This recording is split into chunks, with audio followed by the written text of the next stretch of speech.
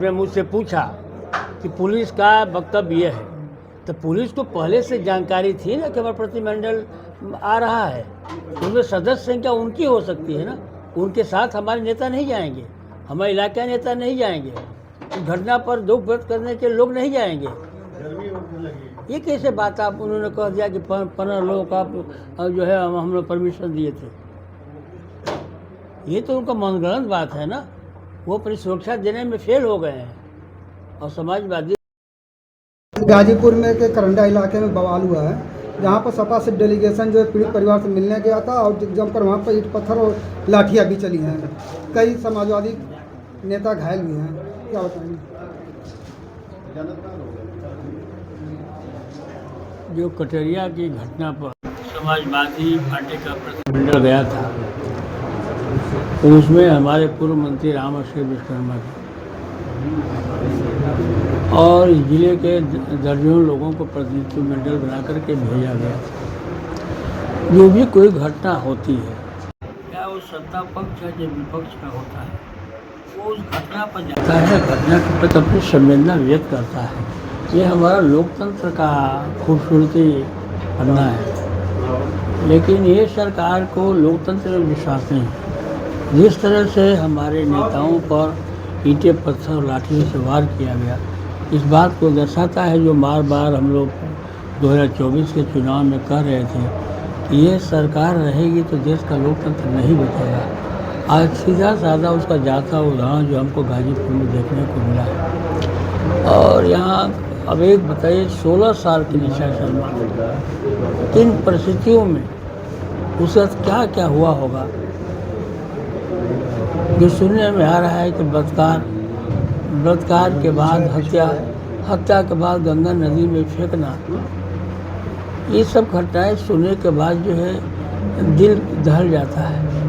और लोकतांत्रिक व्यवस्था जो इनकी है उस पर भरोसा उठता है। समाजवादी पार्टी के प्रतिनिधिमंडल उसके परिवार से कुछ उस दुख की घड़ी में जो है उनसे मिलना गया हुआ था। हमारा प्रतिनिधिमंडल किसी विवाद करने नहीं गया था, लेकिन कुछ सांप्रदायिक ताकतें, कुछ सामंतवादी ताकतें, जिनको समाजवादी पार्टी के डेलीगेशन को जाने से वो अपने को अपमानित और महसूस कर रहे थे। जो जिस तरह के कृत्य उन्होंने हमारे नेताओं को किया है, उसकी जितनी भी निंदा की जाए वो कम है। और उनको जो है, अगर लोकतांत्रिक व्यवस्था को बरकरार रखना है, भारत के संविधान को बरकरार रखना है, तो उनको उस पर कठोर से कठोर कार्रवाई करनी चाहिए।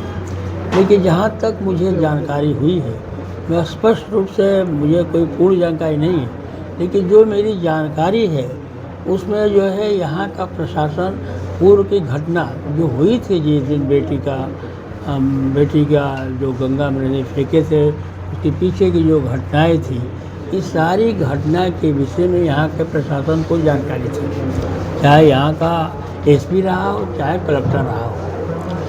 और सुनने में आया कि पोस्टमार्टम की पूरी रिपोर्ट ही बदल दी गई है, उसको जो है गंगा में डूबने से मृत्यु दर्शाया गया है। तो इसकी तैयारी तो लोग पहले से ही कर रहे थे। अब पता नहीं ये लोग जो नौकरी करने के लाते हैं, जो जनता के हित के लिए है, कलेक्टर हो चाहे एसपी हो, उसको जो है इन विवादों में जो है एक पार्टी बनने से क्या मिलता है। यह पहले ऐसा होता नहीं था। ये एसपी और कलेक्टर का पद जो है विवाद पद हुआ करता था और गुण दोष के आधार पर जो है वो काम करता था। लेकिन आज का प्रशासन जो है गुण दोष के आधार पर काम न करके वो एक पक्षी जो है सत्ता के पक्ष में काम कर रहा है, जो कि लोकतंत्र के लिए खतरनाक है। फिर आज जो घटना हुई है, मुझे कोई साथी बताया कि यहाँ के कप्तान का बयान आ रहा है कि जो लोग मार खाए हैं, जो हमारे प्रत्यक्ष घायल हुए हैं, उन्हीं पर कार्रवाई की जाएगी। यह जो है, अगर उस कप्तान का जो लगा हुआ उत्तर प्रदेश सरकार का चक्र है, शोक चक्र है, उसको हटा दिया जाए और उसकी घटना उसके परिवार या किसी उसके मित्र के परिवार या किसी रिश्तेदार के परिवार में हो जाए तो उसको अपने पद की गरिमा का पता चल जाएगा, अपनी हैसियत का भी पता चल जाएगा। ऐसे में सांसद जी, अभी पुलिस का भी बयान आया है कि 15 लोग का परमिशन दिया गया था, 200 लोग पहुंचे हैं, जिसमें बहुत सारे अराजक तत्व है, उन्हीं लोगों ने इस तरह की काम किए हैं। ये जब पूर्व में ही जानकारी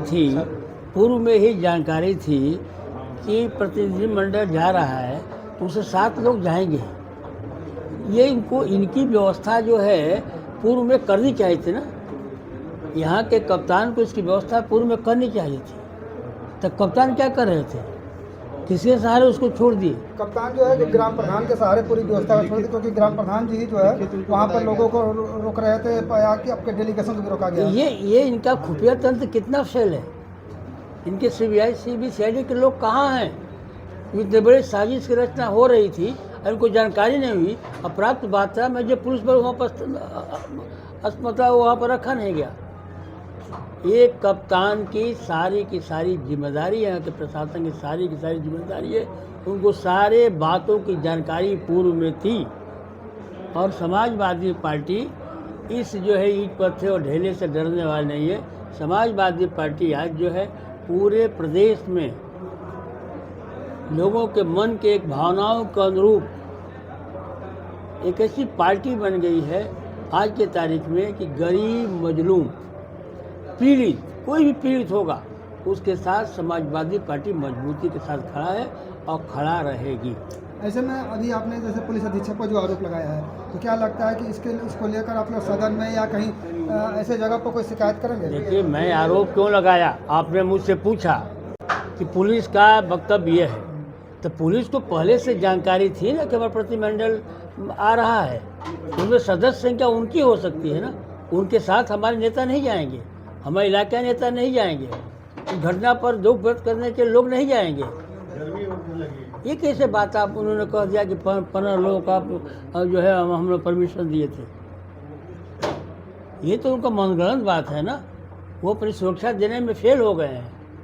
और समाजवादी पार्टी यही नहीं है कि सिर्फ यहाँ हम लोग कहकर चले जाएंगे। और सत्ता के मद में गरूर होना किसी नेता को तो अच्छा लगता है, लेकिन जो है सरकारी तंत्र को यह शोभा नहीं देता है।